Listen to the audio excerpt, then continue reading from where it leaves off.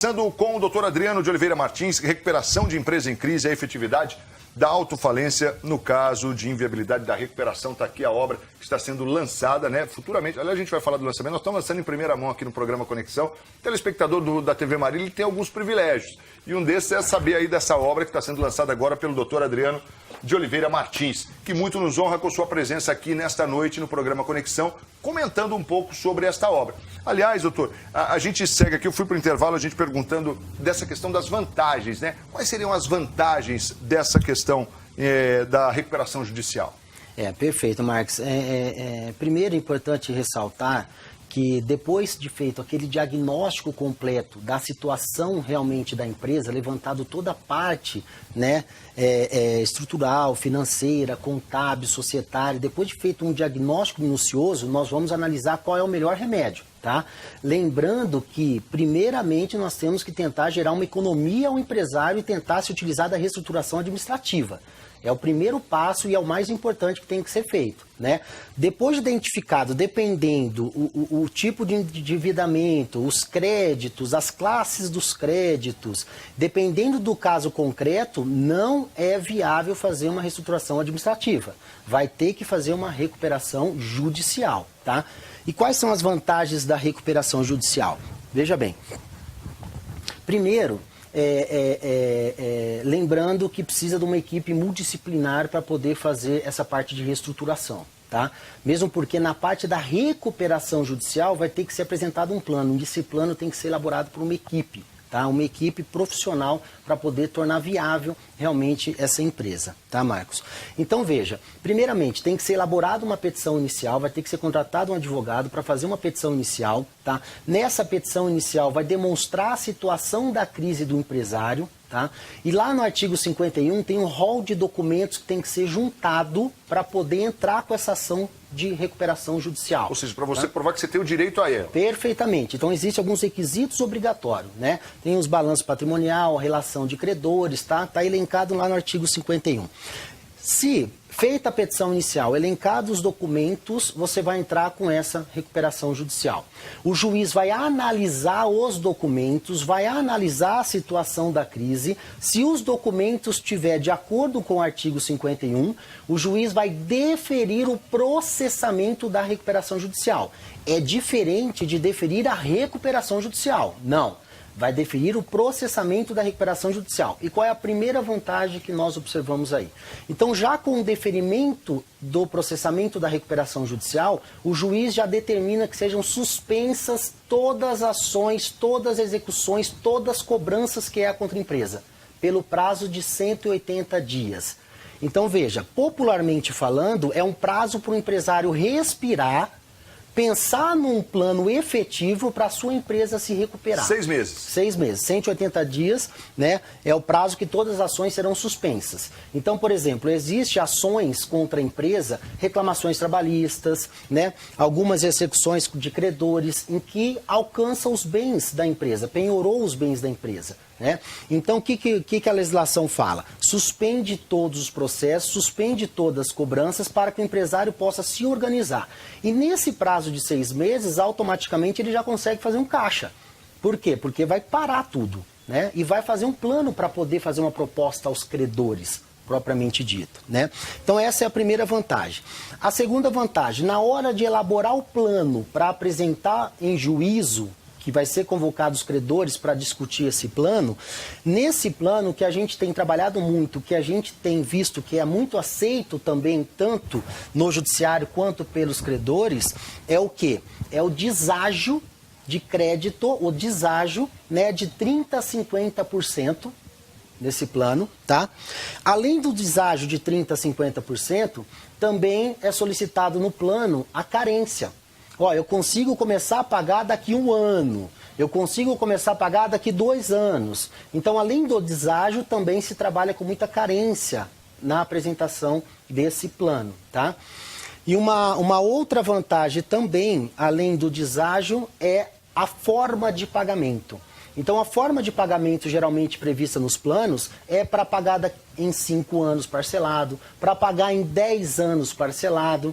Então, trabalha-se muito com o quê? Com deságio, com carência e com parcelamento de 5 a 10 anos aí para a empresa poder se reestruturar, tá?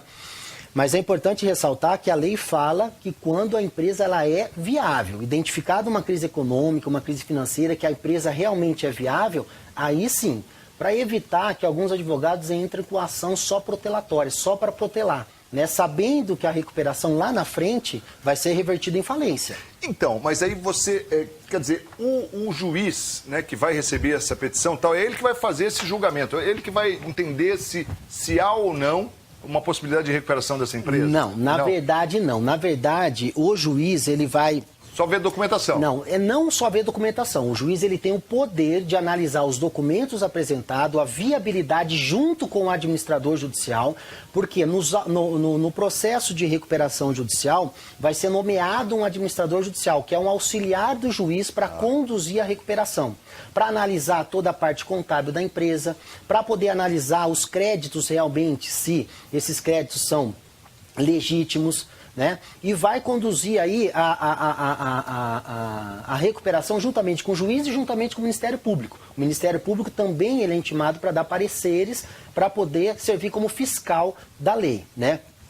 Mas o que é importante aqui? O importante é demonstrar que a empresa ela é viável e a finalidade não é a lucratividade para o empresário. Lembrando, a finalidade não é beneficiar a empresa ou beneficiar os credores. A finalidade é beneficiar a sociedade propriamente dita. Então tem que ver se é economicamente viável e socialmente viável, né? Então tudo isso dentro do processo falimentar vai ser discutido e vai ser analisado. Quer dizer, uma questão da manutenção do emprego também deve ser algo assim marcante, né? Perfeito, perfeito, Marcos. Porque uma empresa decretada falência, fecha as portas, quer dizer, o reflexo social é muito grande. Então a finalidade da lei é manter a empresa em plena atividade, né? Então, é importante ressaltar também, Marcos, um outro benefício também é a possibilidade de venda, alienação de alguns bens da empresa. Por exemplo, tem empresa que tem filiais ou tem alguns imóveis que estão penhorados. Essas penhoras faz com que dificulta uma venda extrajudicial. Já no artigo 60 dessa nova lei falimentar, possibilita vender, alienar esse bem, tá? O comprador, ele compra livre, desembaraçado de qualquer ônus, faz um caixa na empresa e facilita a reestruturação. Se você tentar vender fora da recuperação judicial, ninguém vai querer comprar um bem que está penhorado ou que está restrito. E a partir desse processo você consegue? Sim. A partir desse processo, se tiver previsto no plano, convencer os credores, convencer o judiciário de que é viável fazer essa venda para se reestruturar, né? Eventual comprador, você vai conseguir um valor de mercado maior, porque vai ter interessados em comprar aquele imóvel e vai conseguir fazer um caixa ainda maior para a empresa, né? Acho que é importante ressaltar assim, né? É que é tudo muito sério, né? Quer dizer, Sim. Tudo com o objetivo realmente da recuperação da empresa para a manutenção do emprego, para que a economia não seja afetada. Enfim, a gente vive aí dias de crise, não é verdade? E a ideia é você ter as empresas em pleno funcionamento. Então, o Ministério Público acompanha, um auditor nomeado pelo juiz acompanha, né? Enfim, tem todo um acompanhamento, você tem que provar por A mais B, porque isso é importante ser feito. Quer dizer, você consegue, você tem ali um aval, um parecer que desburocratiza a coisa, mas você tem que realmente provar que aquilo é efetivamente bom, né, para a manutenção da empresa. Perfeito, Marcos.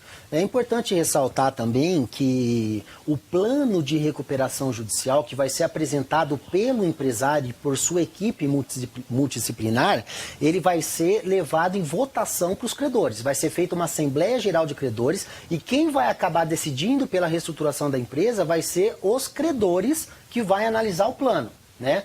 E acaba que, Marcos? Na verdade, os credores eles ficam até com as mãos atadas. É isso que eu ia dizer, porque e o contrário, se isso não acontece, como é que eles ficam também? Isso, porque se vê que a empresa ali nessa condição, se ela não tiver condições de se reestruturar, ou seja, se os credores, ou melhor, analisa, vê que é possível reestruturar. Os empresários, os credores têm essa noção, né?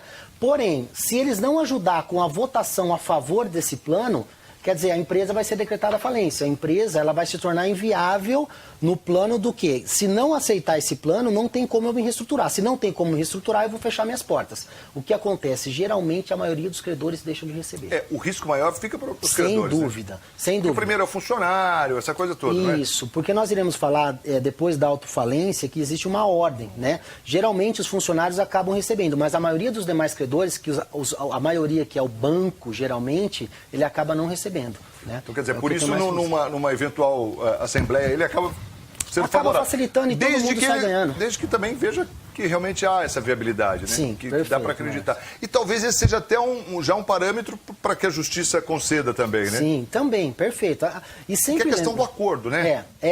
A finalidade, a natureza jurídica da recuperação judicial é chamado um acordo coletivo. Sim. Um acordo dos credores para com a empresa, porque se fizer isso de forma administrativa, não consegue.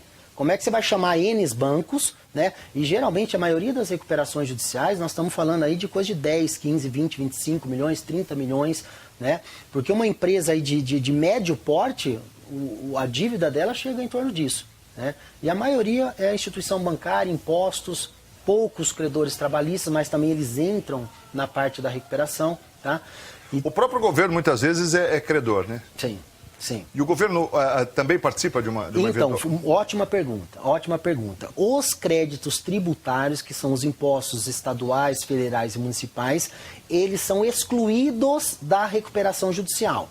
Porém, tem a possibilidade, por que eles são excluídos? Porque eles são regidos pelo Código Tributário Nacional e tem a possibilidade de parcelamento próprio. Existe a forma de parcelamento próprio para eles, tá? Estava em votação, né? Logo que a lei entrou em vigor, a finalidade era o quê? Era colocar em votação um benefício, uma ajuda tributária de parcelamento para as empresas que estavam em recuperação. Tá? Mas como ainda não foi votado, eu preciso até ver para acompanhar, ver como é que está isso, o que acontece? Está sendo utilizado os meios de parcelamento próprios dos próprios empresários propriamente dito. É até uma crítica, porque essa legislação já era para ser votada, para poder beneficiar a parte tributária das empresas que estão em recuperação. Ok. Olha, vamos ver se a gente consegue falar brevemente das pequenas e as pequenas, porque a gente está falando dessa dívida maior tal, e as pequenas empresas, se enquadram? Muito bom você relembrar isso, Marcos. Nós temos um dispositivo no artigo 71 da Lei de Falência, da Lei de Recuperação de Empresa, que é para beneficiar as microempresas e empresas de pequeno porte. Então, as empresas que são enquadradas em ME ou EPP, e veja, o faturamento bruto ele é considerável, é 3 milhões e 600 mil ano. Tá? Então, EPP considera-se como beneficiada dessa legislação. Então, existe o chamado Plano Especial para a Recuperação Judicial de Pequena Empresa, que é empresa de pequeno porte, né, e microempresa. E nesse caso, tem um benefício muito grande, porque não precisa passar por Assembleia Geral de Credores, não precisa aquela burocracia. Tá? Então, se você decidir por um plano, se você é ME ou EPP, quer pedir uma recuperação judicial especial, não precisa convocar credores para poder votar em assembleia, né? Porém, o plano ele é limitado. Como assim ele é limitado? Aqui não pode prever aqueles parcelamentos de 1 ano, 2 anos, 3 anos. Aqui, obrigatoriamente, você tem que se atentar que você pode pedir um parcelamento em até 36 vezes. Além das 36 vezes, o primeiro pagamento você pode jogar para 180 dias, que a lei permite, tá? E, nesse caso, não pode ter divergência de mais de 50% dos credores, mas quando publicado em edital. Não vai ter Assembleia Geral de Credores para votar sobre o plano. Tá? Só para poder finalizar, Marcos, a pequena empresa, que é a empresa de pequeno porte e a microempresa, se ela vê que não é viável pedir esses 36 vezes, ela pode fazer parte da recuperação judicial comum, para parcelar em 2 anos, 5 anos, 15 anos, 20 anos. Quer dizer, ela tem esse benefício, mas que às vezes ela pode não se adequar. Perfeito, não se adequar a esse. Rapidinho, intervalo, a gente volta na sequência para falar mais aqui sobre a recuperação de empresa em crise e a efetividade da autofalência.